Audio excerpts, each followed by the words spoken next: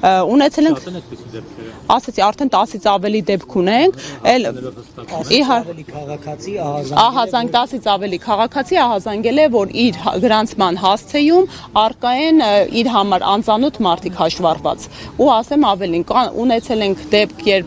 մահացած մարդի տվյալ է վերականգնված եղել, ունեցել ենք դեպք, որ հաշվառված է եղել, մենք նախապես ցուցակները վերստուգում ենք, հա, մեկ հասցեով 15-ից ավելի անձ, սակայն այդ հետքերով գնացել ենք, բարձվել է Արցախցի մեծ ընտանիք է, ունեցել ենք դեպք, երբ մարդը ահազանգել է ու իրականում չի կարողացել նույնականացնել։ Բոլոր դեպքերում, այո, իհարկե։ Օրինակ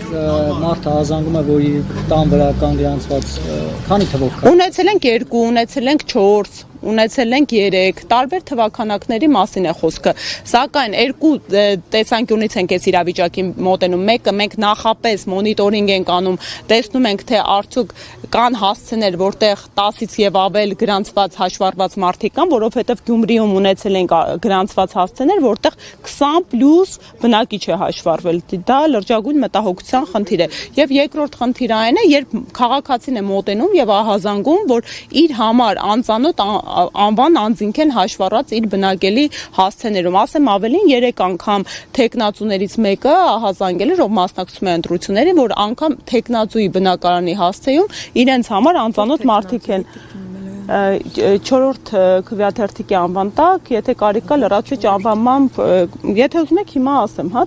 տվյալը մոտս արձանագրված կա։ Եղել են այդ ցուցակներից օրինակ կան հասցեին գրանցված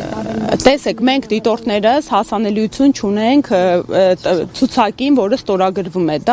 ու դա ճիշտ է, որ հասանելիություն չունենք, որովհետև ընտրական օրենսգրքի տրամաբանությունը հետևյալն է, հա, որևէ ընտրական process-ին մասնակցող մարդ, բացի այն բարող ընտրական հանձնաժողովի անդամից պետք է հասանելիություն չունենա, որովհետև եթե մասնակցող մարմինները հասանելիություն ունենան, դա հնարավոր գործիք է վերահսկելու